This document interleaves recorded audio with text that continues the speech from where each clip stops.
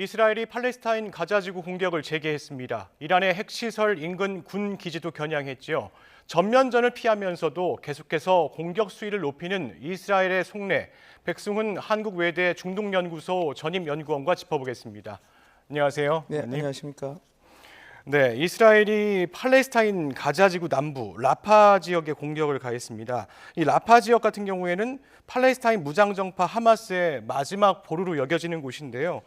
이스라엘이 최근 이란과 공격을 주고받았는데 팔레스타인 쪽으로 방향타를 튼 의도가 어디에 있다고 보십니까? 이게 어떻게 보면 4월 2일 이스라엘이 이란 영사관, 그러니까 다마스커스 시리아에 있는 영사관을 친 소기의 성과라고 보시면 됩니다. 우리가 그때를 복귀해 보면 국제사회는 하마스와의 전쟁을 종전하라 하고 계속 압박을 가하고 있었을 때거든요. 그때 이스라엘은 좀 네타냐후 행정부는 자기네들에게 좀 외교적인 위협은 되죠, 압박은 되지만 이란의 영사관을 타격을 했습니다. 그때 이란 영사관을 타격한 이유는 거기에 이란 그리고 이란과 하마스, 헤즈볼라 이 모든 군사 작전을 총책을 했던 고위급 장교들이 죽었거든요. 그때 그걸 보여줌으로써 지금 종전을 할 수가 없다. 지금 우리의 적은 저렇게 시리아에서 우리를 공격하기 위해서 이렇게 하고 준비를 하고 있는 상황이다라고 보여주려고 했었었는데 그때 그것이 오히려 좀 되치기를 당했죠. 이란이 이스라엘이 오판했다고도 얘기하는데 이스라엘이 이렇게 해도 이란이 전격적인 공격을 못했을 것이다라고 했는데 공격을 하면서 상황이 꼬이게 됩니다. 근데 그때 당시에 뉴스를 잘 살펴보면 미국이 이런 얘기를 합니다. 이스라엘아, 이란이 너네들한테 공격한 거는 맞는데 보복 공격을 하지 않으면 라파 공격에 대해서 우리가 허가해 줄게라고 하는 뉴스가 나왔던 걸 아마 복기해 보실 겁니다. 그러면 무슨 말이냐면 네타냐후가 4월 2일에 다마스커스 이란 영사관을 공격했다라는 그것은 어떻게 보면 이스라엘과 하마스 전쟁의 정전을 조금 늘리기 위해서 하나 승부수를 건 거였는데 그것이 우리가 이스라엘과 이란과 직접 확전이 되면서 조금 묻혔다가 지금 상황에서 미국조차도 라파의 지역의 공격을 허가해주면서 지금 상황이 벌어지고 있는 것이죠. 말씀하신 대로 이번 라파 공격엔 미국의 지지도 있었습니다. 공동의 목표에 합의했다는 게 백악관 입장인데 하지만 그동안 미국은 민간인 피해가 크다면서 제동을 해왔잖아요. 그런데 왜 이렇게 바뀐 상황인 거죠? 지금 말씀드린 것대로 이렇습니다. 지금 이제 상황이 복잡해지면서 미국이 이란이 다마스커스에 있는 영사관을 공격을 당한 걸로 이스라엘을 공격하지 않았습니까? 그때 미국이 지원을 해서 99% 이란의 공격을 막고 이것은 이스라엘의 승리니 공격을 당했지만 막았으니 이스라엘의 승리니 확전은 하지 마라 이런 얘기를 하면서 이야기를 나눴던 게 그래 이스라엘아 이란의 공격을 하지 않는 대신 라파 공격은 우리가 인정해 줄게라고 하면서 이게 지금 이렇게 된 것이죠. 그렇군요. 이 라파 지역이 어떤 곳인지도 참 이게 의문인데요. 라파 지역이 이스라엘과 이란 어떤 영향권 안에 있는 곳인지 설명 좀 부탁드리겠습니다. 라파라고 하는 지역은 가자 지구 최남단의 지구입니다.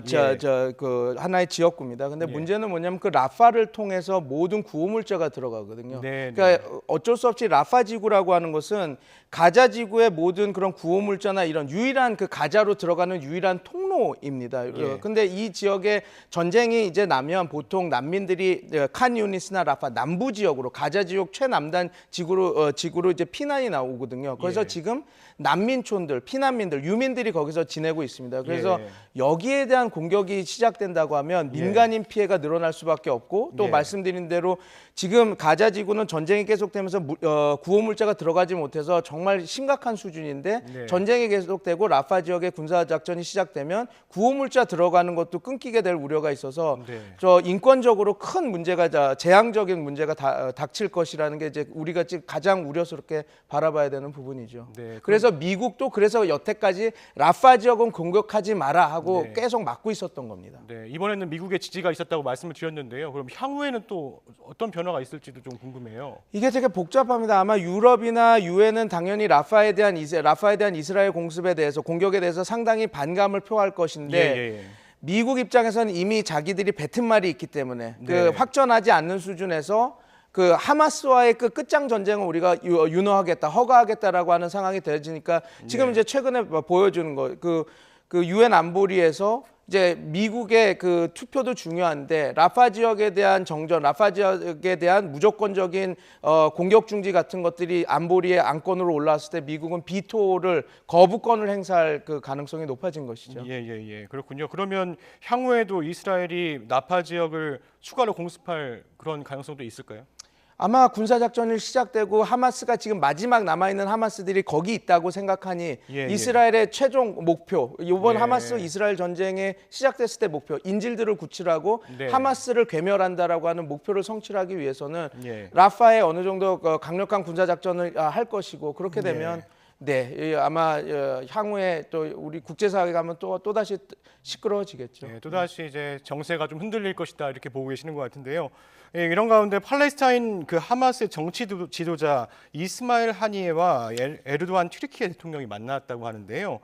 튀르키예 대통령은 팔레스타인의 대의를 위해 싸우겠다 이렇게 강조했다고 하는데 이 만남은 좀 어떤 의미로 해석을 할 수 있을까요? 지금 되게 복잡하게 진행돼서 우리가 좀 더 지켜봐서 봐야 되는데요. 지금 미국이 라파 공격을 허가했다라는 의미는 하마스의 완전 괴멸 작전에 미국이 어느 정도 힘을 실어주겠다는 의미입니다. 그래서 지금 하나 좀 깜짝 놀란 뉴스는 카타르에 지금 하마스의 지도부들이 망명가 있었거든요. 그런데 지금 카타르에서도 하마스의 지도부들을 이제 나가게 될 수도 있다라는 얘기가 나오고 있습니다. 그 말은 뭐냐면 미국이 이제 하마스의 완전 괴멸 작전으로 이스라엘 편을 들어준다면 하마스는 다른 지역으로 헤드쿼터를 옮겨야 되는 그런 상황이 온 것이죠. 그래서 지금 제가 무슨 이 헤드쿼터가 터키로 옮겨갈 것이다라고 얘기하기는 쉽지는 않겠지만 투르키예로 넘어갈 거라고 보기는 힘들겠지만 이런 역학 변화 속에서 지금 이런 외교전이 벌어지고 있는 것으로 보면 왜 이런 메시지가 에르도안과 카타르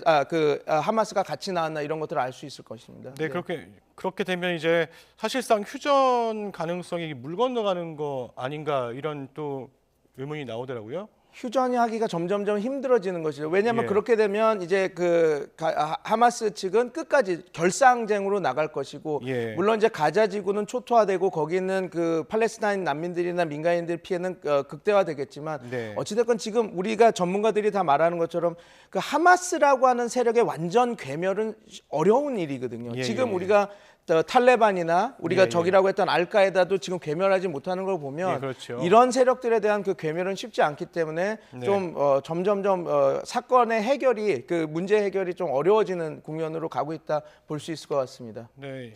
이 상황과 관련해서 다양한 국가들이 지금 포함되어 있고 영향을 받고 있잖아요. 그러면 이 부분들도 계속 유지가 되려면 국제사회가 다시 한번 또 흔들릴 수 있다 이렇게 볼 수 있을 것 같은데요. 이제 그 여론이 나뉘겠죠. 왜냐하면 이제 미국과 친미 성향의 국가들과 이제 그래도 유럽 같은 경우는 꼭 미국과 같은 목소리를 내지 않거든요. 프랑스나 독일은 또 다른 목소리를 낼 것인데 이제 그렇게 해서 국제사회가 분열이 된다면 어떻게 보면 이 이스라엘 팔레스타인 문제를 해결하기에는 조금 좀 안 좋은 구도로 간다라고 보시면 될 것 같습니다. 그렇군요. 네, 이런 가운데 며칠 전 유엔 안보리가 팔레스타인 유엔 정회국 가입 결의안을 부결했죠. 미국은 거부하고 우리나라 같은 경우엔 찬성표를 던졌습니다. 팔레스타인은 관계를 재고한다면서 미국의 으름장을 놨고 반대로 이스라엘은 자국 주재 한국 대사를 불러서 항의했어요.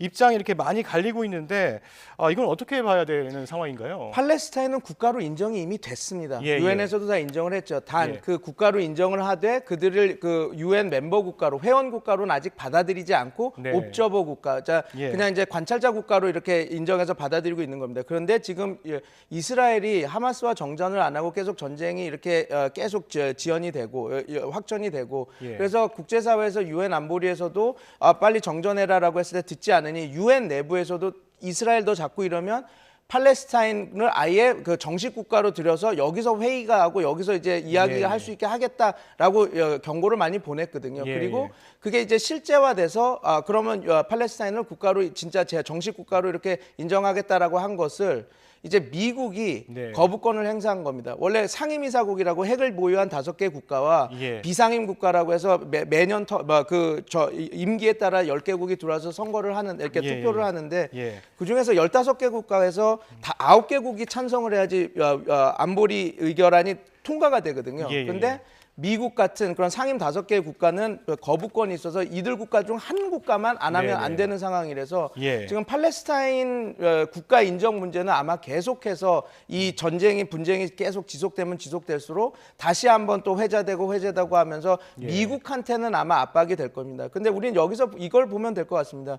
우리는 이제 북한과 인권 문제로 계속 안보리나 이런 데 가져가야 될 텐데 네. 지금 상황에서는 저는 우리가 옳은 판단을 했다고 봅니다. 왜냐하면 네네네. 팔레스타인을 국가로 인정하고 정식 국가로 인정하는 것은 그 인권적으로 옳은 일이거든요. 네네네. 그렇기 때문에 우리가 나중에 국제사회에서 북한 인권에 대해서 북한에 대한 그런 여러 가지 인권 문제에 대해서 우리가 강력하게 북한을 압박을 하기를 원한다면 이 부분에서 꼭 우리가 친미기 때문에 이 투표를 한다. 그렇게 되면 나중에 러시아나 중국이 네. 북한 인권 문제에 대해서 비토를 할 때 우리가 그거에 대해서 반박을 할 논리가 떨어지기 때문에 예. 저는 이번 우리나라의 그 유엔 안보리에서 그 팔레스타인 국가 인정 찬성을 한 것은 저는 옳은 판단이었다고 봅니다. 아, 그렇군요.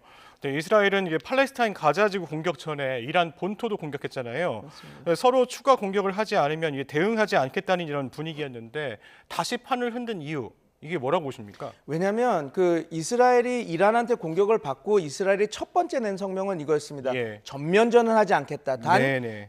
고통스러운 보복을 하겠다라 그랬는데 예. 지금 최근 이스라엘에서 이란한테 공격했던 공격은 고통스러운 보복과는 거리가 멀었습니다. 뭐 네. 이르나나 이란 국영 방송입니다. 그리고 네. 미국에서도 밝혔듯이 민간인 피해자나 어떠한 피해자도 나지 않았거든요. 예. 이것을 고통스러운 보복이라고 이야기하기엔 이스라엘 측에서도 어떻게 보면 모양이 빠지는 지금 전략 작전이었던 겁니다. 그러니까 예. 어떻게 그 군사 작전을 또 하나 할 수밖에 없는 그런 상황이었던 거죠. 네. 그리고 근데 요거를 좀 우리가 지켜서 봐야 될 것 같습니다. 그 핵시설이 이란에는 너무 많습니다. 뭐 예. 바시에르, 아라크, 나탄즈, 포르도, 이스파한, 심지어 테헤란에도 핵시설이 있는데 예. 우리가 그 핵시설에 대한 공격을 했다는 거에 대해서 이게 다른 전면전으로 가는 거다, 다른 레벨의 뭐랄까 확전으로 간다라고 지레 겁먹을 필요는 없습니다. 예. 왜냐하면 그 이란의 핵시설이라는 것이 다 다양하고 그러기 때문에 어떤 시설을 어떻게 공격했느냐에 따라서 우리가 분석하는 것도 달라지거든요. 예. 근데 이스파한을 공격했던 거는 거기는 소위 말해서 우라늄 정강, 우라늄 농축 우라늄이라는 그 본 원료를 만드는 것이기 때문에 그렇게 심각한 도발은 아니었습니다. 근데 지금 요번에 공격한 그 나탄즈는 상당히 이란에서도 주요하게 보는 시설 중 하나입니다. 그래서 그런데 또 이런 걸 볼 수 있죠. 왜냐하면 이 공격을 했지만 지금 방공망에 대한 공격이었지 이란 핵시설에 대한 직접 타격은 아니었거든요. 예. 그렇기 때문에 이 도발 수준이 상당히 낮은 수준의 도발이기 때문에 이것은 어떤 경고성, 네. 이란이 공격을 하게 된다면 또다시 공격한다면 우리가 이 이상도 또 공격할 수 있으니 조심하라 이런 식의 공격이었다. 좀 제한되고 어떤 전략적 포석을 향한 그 공격이었다라고 보면 될 것 같습니다. 그렇군요.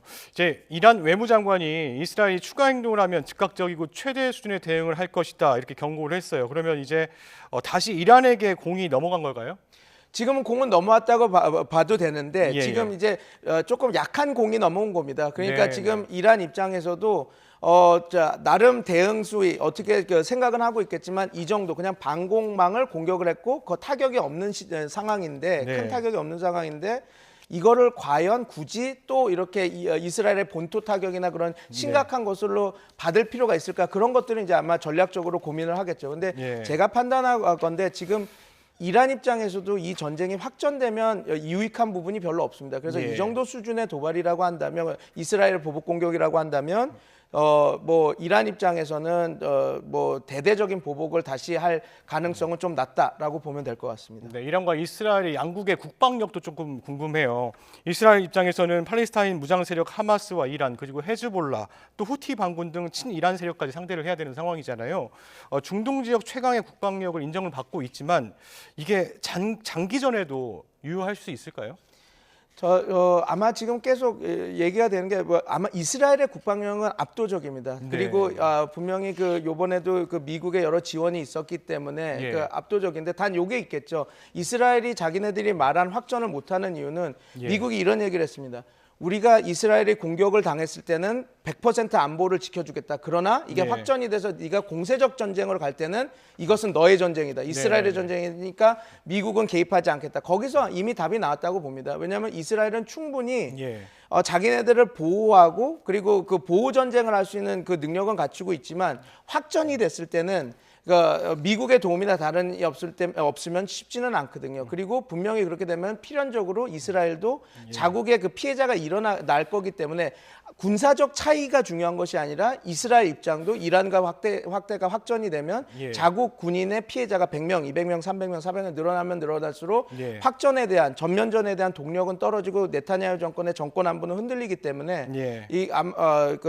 될 수는 없다. 그리고 보호 차원에서는 우월한 확전 우선을 갖고 있지만 전선을 넓혀서 네. 시리아나 이란이나 남부 후티까지 연결이 된다고 한다면 네. 이스라엘 전력으로 이거 막을 수가 없습니다. 그것은 4차 중동전에서도 이미 밝혀졌습니다. 예. 3차 중동전 승리하고 이스라엘이 시나이 반도까지 포획을 해서 시리아의 골란고원, 이집트의 시나이 반도까지 자기네들이 영토화를 했거든요. 근데 그것을 지키기 위해서 이렇게 군사력을 넓히다 보니까 방어선이 얕아지고 그렇게 해서 4차 중동전 초반에 이스라엘이 망할 정도로 위협을 받았거든요. 예. 그 예를 다 들었을 때 이스라엘이 이렇게 압도적으로 전선을 늦춰서 확실한 승리를 할 수 있는 전력은 아니다라고 이렇게 대다수가 평가를 하죠. 네, 그렇군요.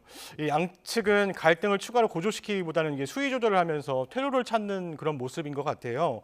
근데 이제 이스라엘 내부 움직임이 좀 심상치가 않습니다. 네타냐후 총리의 퇴진을 촉구하는 이런 집회도 열리고 있고요. 한편에서는 부정적인 인식이 다소 상쇄됐다는 평가도 나오는데요.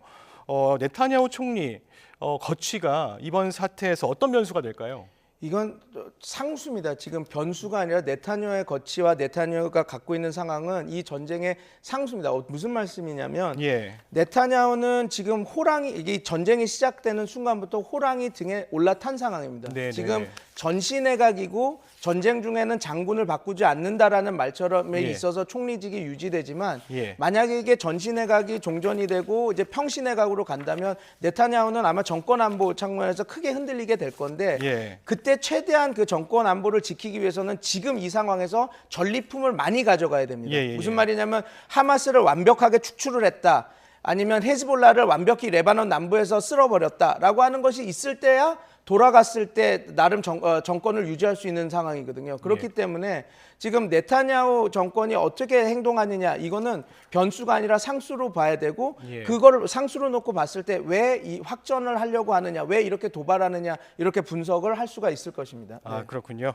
네, 지금까지 중동 사태와 관련해서 백승훈 한국외대 중동연구소 전임연구원과 함께 이야기 나눠봤습니다. 오늘 말씀 감사합니다.